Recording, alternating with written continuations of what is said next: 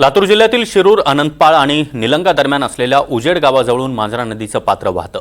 मांजरा नदीपात्रावर असलेल्या पुलावरून पाणी वाहत असल्यामुळे शिरूर, अनंतपाळ आणि निलंगा रस्ता बंद झाला. तर निलंगा शहराशी असलेला उजेड गावासह शिरूर, अनंतपाळ तालुक्याचा संपर्क तुटला. या पूरस्थितीचा आढावा घेऊयात, आमचे प्रतिनिधी यांनी घेतलेला. मांजरा नदीने जर बघितलं तर लातूर जिल्ह्यामध्ये अगदी हाहाकार माजवल्याचं चित्र आहे. आता शिरूर, अनंतपाळ तालुक्यामधल्या उजेड गावाच्या बाजूने जाणारं मांजरा नदीचं हे पात्र आहे, आपण बघतो आहात.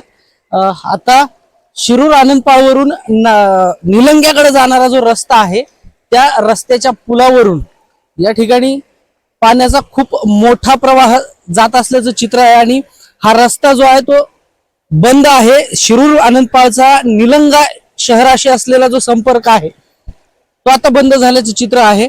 आणि दुसऱ्या बाजूला जर बघितलं तर मांजरा नदीच्या या पुरामुळे, पाण्यामुळे जवळपास 5 फुटापर्यंत ऊस जो आहे तो 5-6 फुटापर्यंत ऊस आता पाण्यामध्ये आहे. आणि आता हे जे मांजरा नदीचं पात्र आहे या पात्राच्या पाण्यामध्ये अजून सुद्धा वाढ होण्याची शक्यता गावकऱ्यांकडून वर्तवली जात आहे. मला सांगा, या नदीला आलेला जो हा पूर आहे हा पहिल्यांदा आलाय की यापूर्वी कधी आला होता आणि आता काय पाण्याची परिस्थिती? मागे चालू होता एक 8 दिवसाखाली 8 दिवसाखाली आला होता. पहिल्या कधी आली नाही एवढा. याच वर्षामध्ये हा, याच वर्षामध्ये 3दा पाणी आला. 4 वर्षाखाली आला. आता काय परिस्थिती आहे पाण्याची? पाण्याची जास्त पातळी वाढत आहे.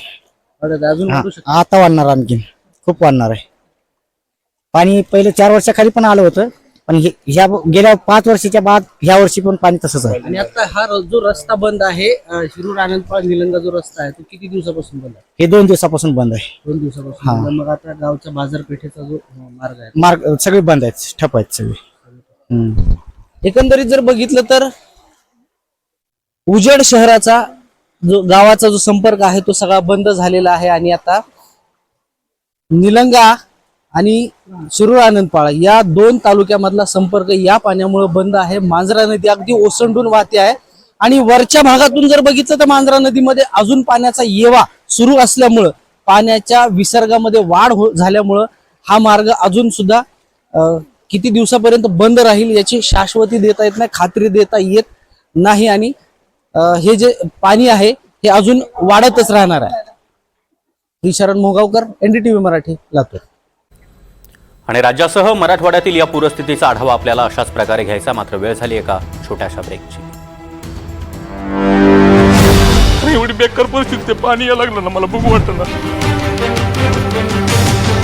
शेतीची जी पिकं आहेत ती या ठिकाणी पूर्णपणे जमीनदोस्त झालेलं. कापसाचं बोंड आहे अक्षर सडून गेलंय. यातून असं पाणी सगळं पडतंय. गावातला थोडासा पूर ओसरल्यानंतर काय चित्र असू शकतं?